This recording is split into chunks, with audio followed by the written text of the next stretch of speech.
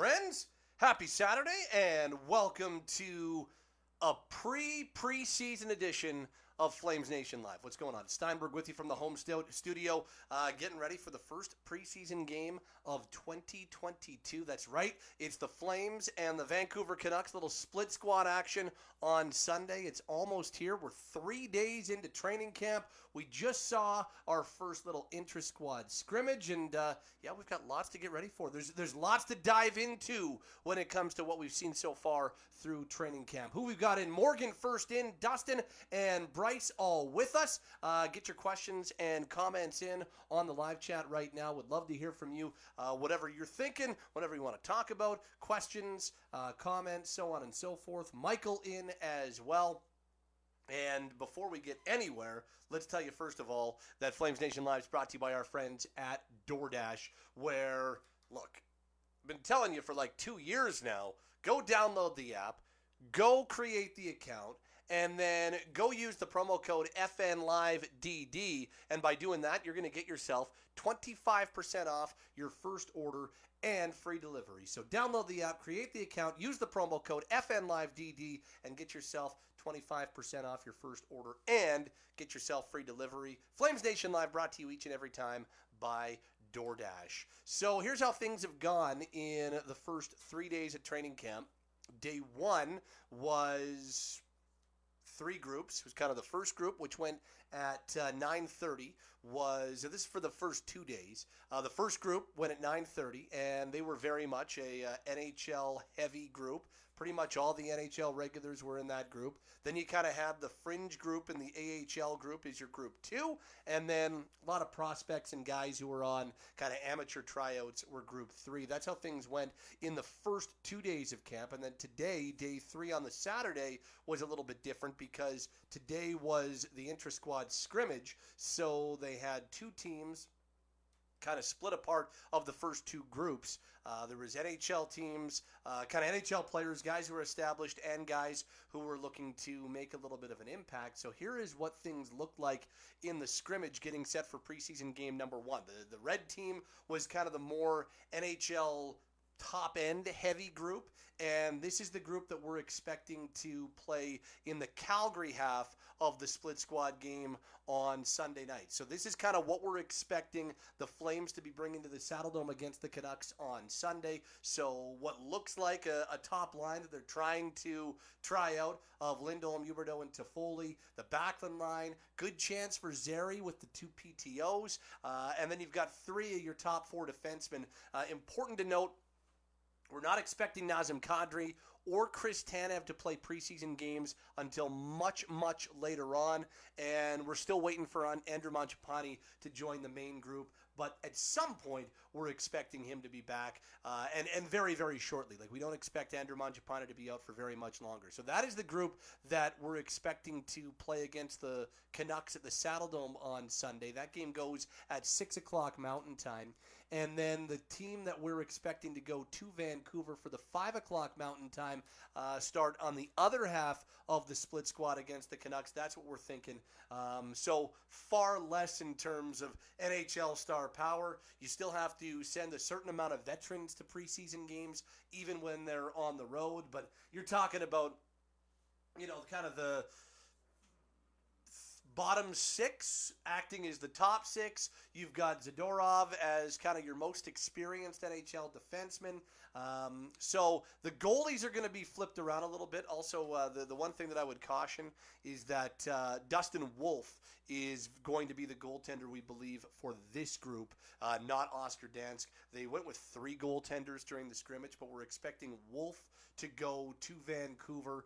We're expecting Vladar and Dansk to be the tandem back in Calgary, but we won't know for sure until we get to when we get to the morning skate on Sunday. But that's kind of the way things are looking. So ignore the goalies, but forwards and defense. That's kind of what we're looking at right now. But again, things can change. Might be a couple of swaps, but that's kind of the framework of both teams as we move closer to the preseason, the start of the preseason. Preseason is going to be busy early. They play a very busy schedule to start, including games on Sunday, Tuesday, and Wednesday of this coming week. Then it starts to slow down a little bit. The following week is a whole lot less crazy when it comes to the preseason schedule, and we're moving closer and closer to that October 13th regular season opener. Okay, let's get to the live chat, see what we got going on right now. Shush to my Apple Watch. Start with Dustin, who says, thoughts on the Milano PTO? Well, he scored in the scrimmage on this Saturday. Milano just seems to me like he's just a pretty solid player. I don't know if Milano does any one thing incredibly well. I don't know if he is elite at any one thing or high end at any one thing, but he's got good offensive instincts, and he has a knack for making things happen in the offensive zone. I even take a look at the goal that he scored. He was in the right spot because he put himself in the right spot. They're definitely so I think Milano's got a decent chance of getting a contract here. I do. And they're giving him every opportunity to succeed. During the practices when Nazem Kadri has been taking place, Milano's been on his right wing the entire time. Kadri didn't play in the intra-squad game. He's not going to play in preseason games early on, but Milano's been getting a pretty good opportunity to play with Nazem Kadri, and Cody Eakin has been on the left side. We kind of expect Andrew Mangiapane to be the guy who slots in on that left side once he's able to join the group. So it's a really good opportunity that Milano's getting. So to answer the question, Dustin, thoughts so far? Yeah, he's been decent. Nothing great, but yeah, not like he is been the best player at camp or anything like that, but he's been just fine, and you can definitely see that there is some offensive ability there. Sam following up says, do you think Milano will make the team? If so, where does he slot in the lineup? Well, he's in your top 9. And I think right now they're giving him an opportunity to win that spot as Nazem Kadri's right winger. Like right now, I think that things can change, injuries, all that type of stuff. This can always change. But I think that there is a pretty good argument to be made that we're talking about the desire of having Huberdeau, Lindholm, and Toffoli as a line, and a duo of Kadri and Mangiapane on the line. I think that's fair to say that's kind of what the group is aiming towards right now, and thus what they're looking for is to find that third member of a Kadri line. Could it be Milano? Maybe it's Dylan Dubé. Dubé, Coleman, and Backlund have been a line throughout camp the first 2 days of practices, and they scrimmage together as a line. So maybe that's something that they're looking towards. So that leaves an opening on that Lucic line. And as such, that could be the best opportunity for Sonny Milano. In fact, it's very early, so you can't put too many definitive things on the table. But as of right now, I think that's probably the best opportunity for Milano is to be on that line with Nazem Kadri and Andrew Mangiapane. Let's see. I'm really curious to see how this story plays itself out. Gorav says, Lucic looks noticeably trimmer in photos from the game. Was he skating, moving quicker in your observation? Yeah, maybe looked a little lighter. I think Lucic is what he is on this team for this year. Final year of the contract for Luch. I think he's your fourth line left winger. If you're looking at in some form or another, I think you're looking at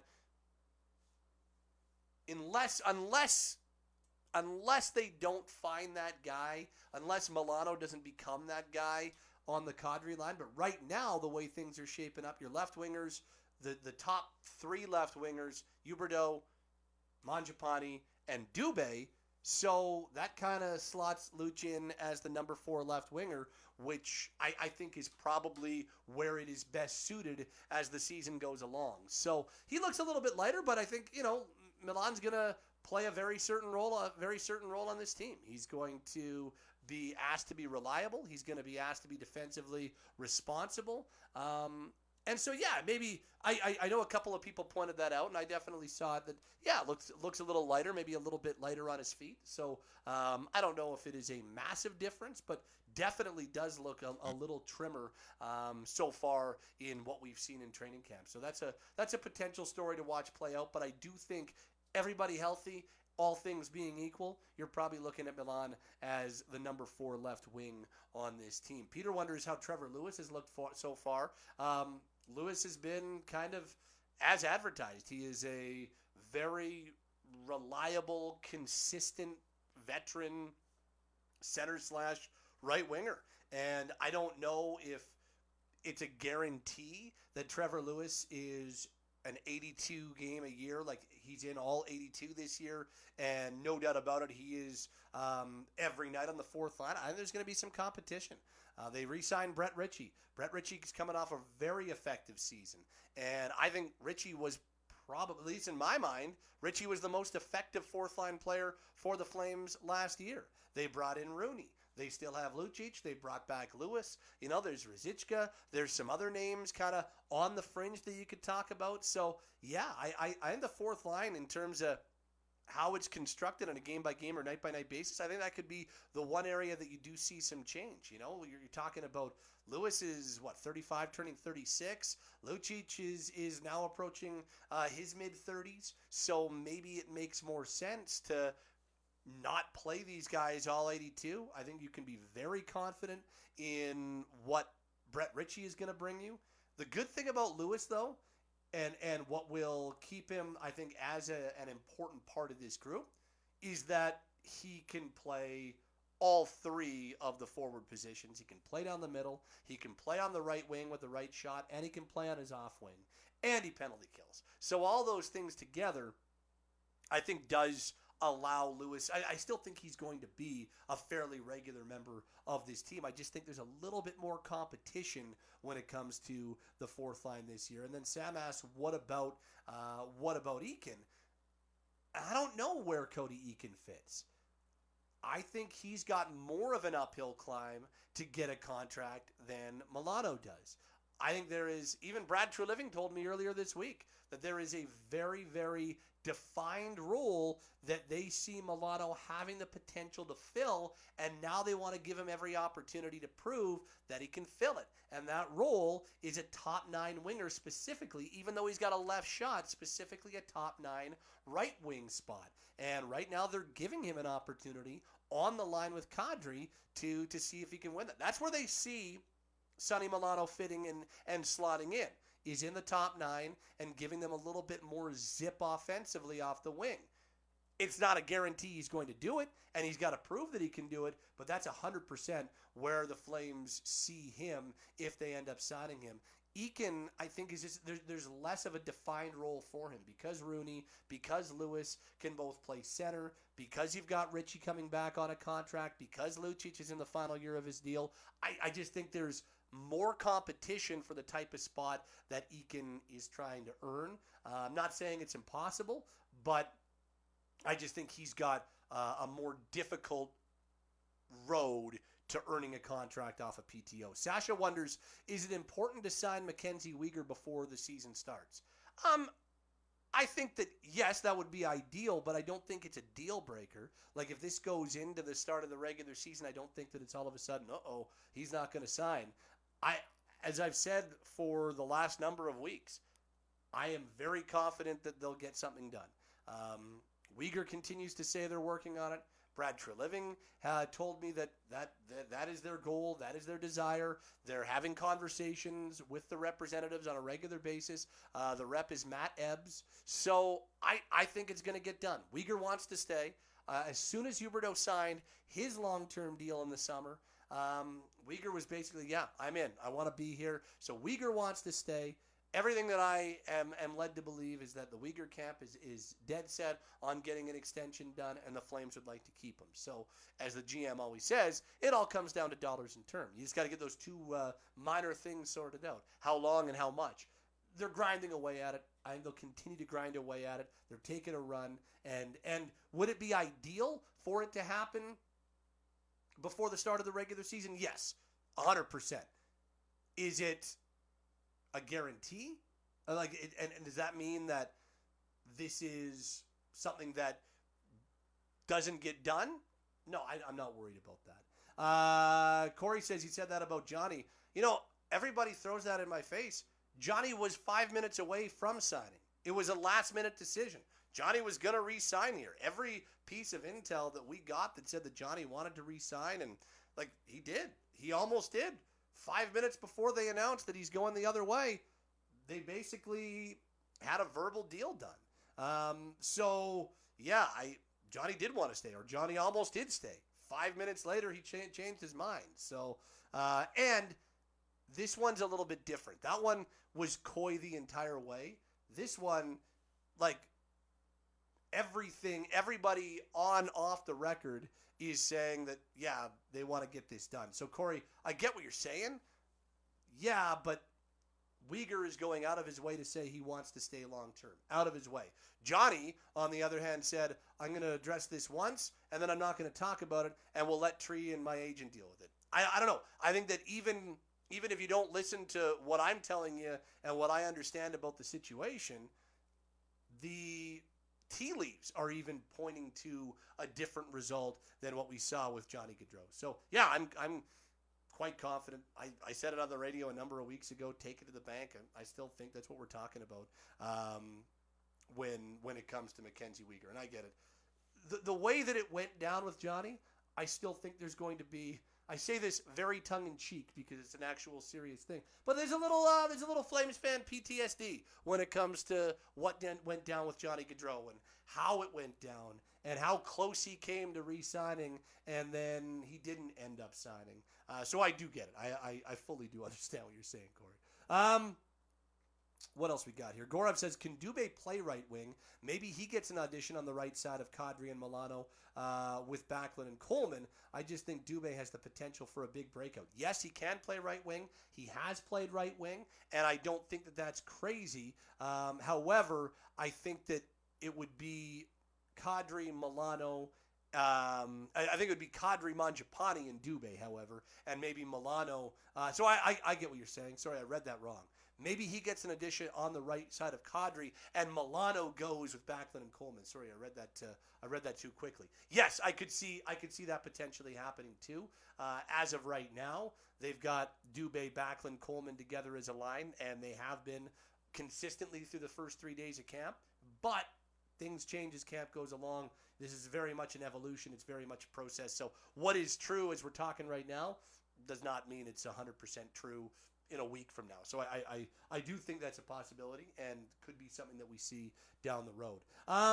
Sam says Uyghur will sign 8 at 6.25 or 6.5. Yeah, that's kind of the ballpark that I think that we've honed in on. Even Elliot Friedman said, think of the Hampus Lindholm deal in Boston as kind of your ballpark, and that's 8 times 6.5. So I think that's probably when it ends up getting done.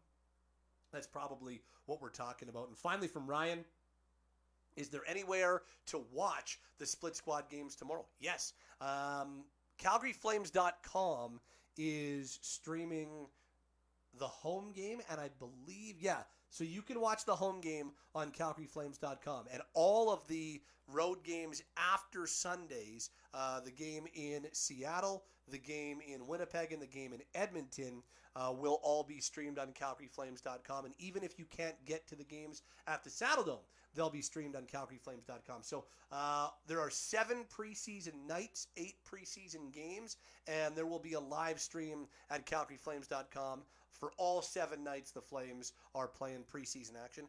Oh, and don't forget, always on Sportsnet 960 The Fan. You could always listen if you can't get to a computer. Sportsnet 960 The Fan, every game, all season. 1 hour pregame, extended postgame. We're going full meal deal for the start of the preseason. The game on Sunday goes at 6 o'clock Calgary time. We've got our pregame show at 5 o'clock. The Vancouver side of things actually starts at 5 o'clock Calgary time. So it'll be a 5 o'clock Calgary time start for the game in Van, and then the game at the Dome starts at 6 o'clock Calgary time, the only split squad game the Flames are playing this year in the preseason. As we start to wrap things up on Flames Nation Live, we're brought to you as always by DoorDash. 25% off, free delivery. If you use the promo code FNLiveDD, you'll get that on your first order, free delivery, and 25% off. Thanks for being with us. We're always brought to you by DoorDash. Thanks for your questions. Thanks for your comments. We are back to doing Flames Nation Live even more regularly than we did during the off season. So just always have that notification on. And when we go live, pop in. If you can't join us live, always available in the Facebook archives and different snippets on Instagram, Twitter, and a whole lot more. I'm Pat. Be well. Enjoy the weekend. Enjoy the first preseason game. We'll talk to you next week. Listen to Flames Talk on Sportsnet 96 of the Fan and wherever you get your podcasts. And go use that promo code FNLive at FNLiveDD at DoorDash. It's been another edition of Flames Nation Live. Thanks for being with us. Flames Nation Live brought to you as always by our friends at DoorDash.